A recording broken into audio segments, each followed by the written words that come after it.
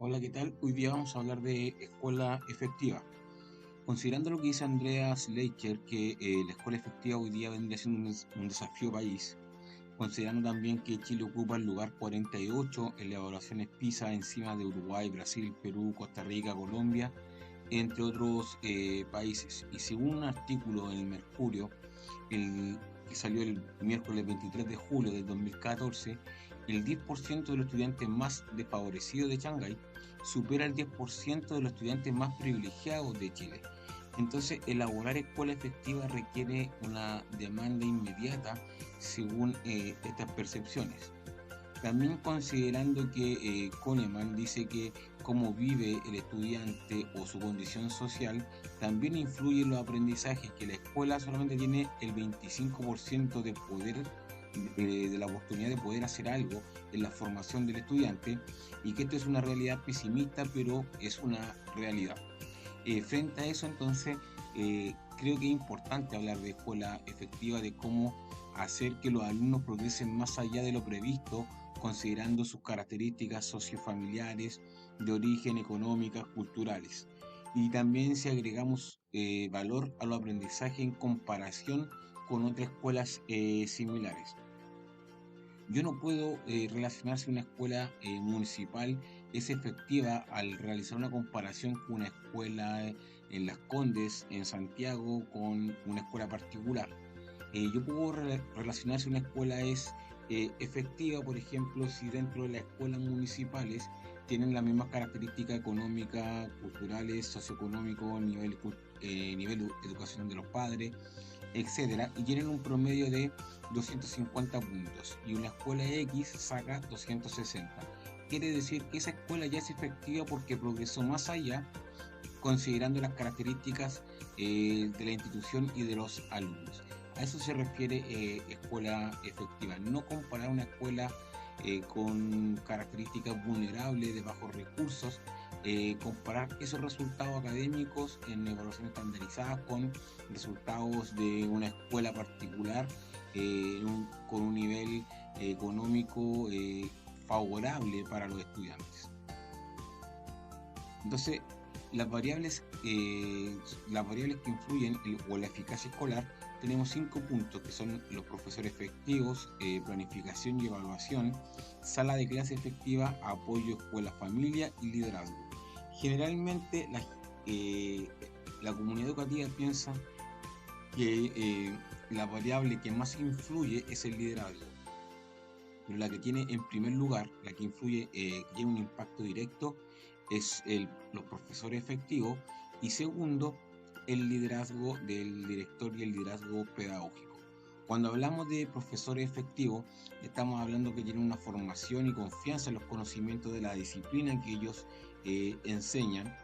Cuando asignan tareas diariamente, revisan, evalúan, comentan y monitorean el aprendizaje de los estudiantes, tienen alta expectativa los alumnos y planifican regularmente sus clases. Aquí hay un punto que hoy día está ahí sobre el agobio laboral, que ya no se debe planificar clase a clase, pero esta es una de las variables que influye en la eficacia escolar. Yo creo que planificar, tener claro cuáles son el objetivo, los indicadores, y en base a eso, en base a los indicadores y el objetivo, eh, elaboro mi evaluación de qué es lo que espero que los alumnos aprendan, y de ahí yo aplico o planifico cuáles son las clases a través de la planificación invertida. Entonces, tenemos que planificar en luz de la evaluación.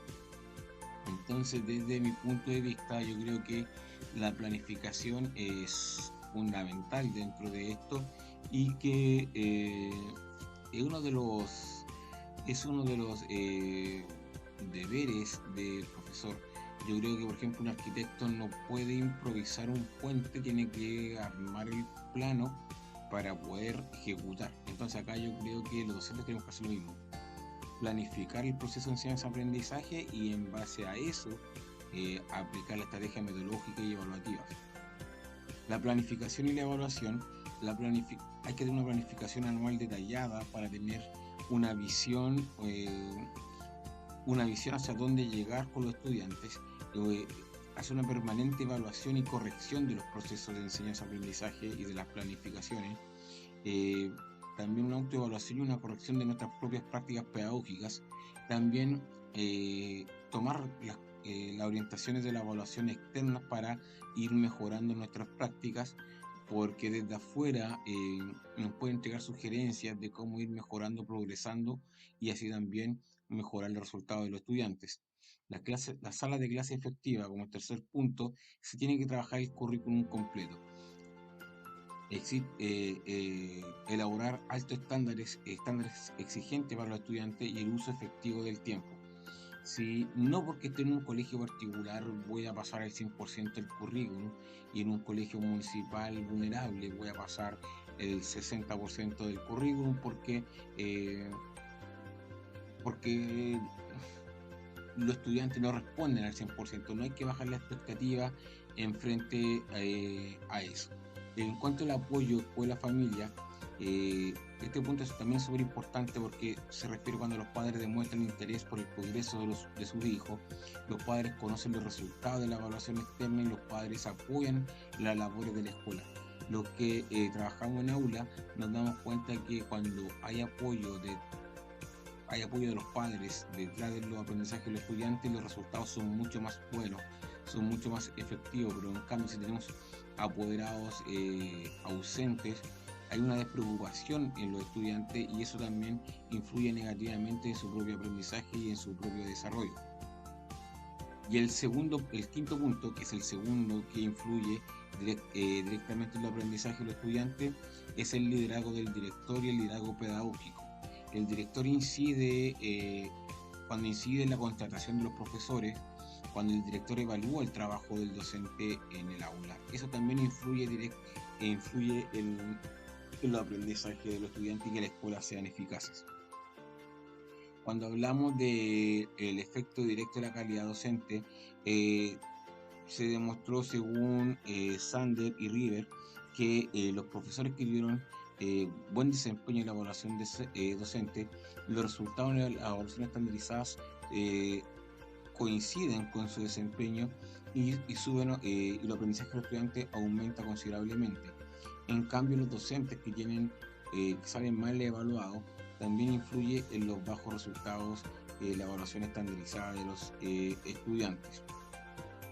Por eso el efecto directo en los aprendizajes del estudiante es la calidad del docente y, como se dijo antes, como si él planificaba, monitoreaba, tenía confianza y manejo en la disciplina que él enseña. Entonces, la calidad del profesor influye directamente en el aprendizaje de los estudiantes.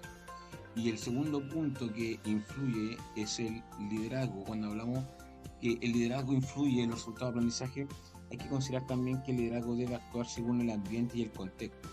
Si la escuela está ordenada, podemos hablar de liderazgo distribuido, pero si hablamos de una escuela que está desordenada, se requiere de un liderazgo autoritario para lograr ordenar esta institución, y cuando ya esté orientada, esté ordenada, poder distribuir responsabilidades para alcanzar resultados de alto estándar. También el liderazgo y la relación con los resultados de aprendizaje. El liderazgo influye cuando las acciones de este están vinculadas directamente con los procesos de enseñanza-aprendizaje. La habilidad del director para generar motivación, para generar condiciones favorables para el trabajo del docente, gestionar los recursos, etc. Y los factores que influyen indirectamente del liderazgo son acciones que repercuten en las prácticas del profesorado y que constituyen mejoras objetivas en la escuela, por ejemplo, infraestructura, capacitación, etc. Entonces, lo importante es conocer cuáles son las variables de escuelas eficaces para alcanzar buenos resultados, y considerando también que las escuelas eficaces son cuando los alumnos progresan más allá, considerando sus características culturales, económicas, el nivel de escolaridad de los padres, etc. Entonces, esas son escuelas eficaces, cuando logramos subir por lo menos un peldaño. Eso es todo y nos vemos en una próxima oportunidad.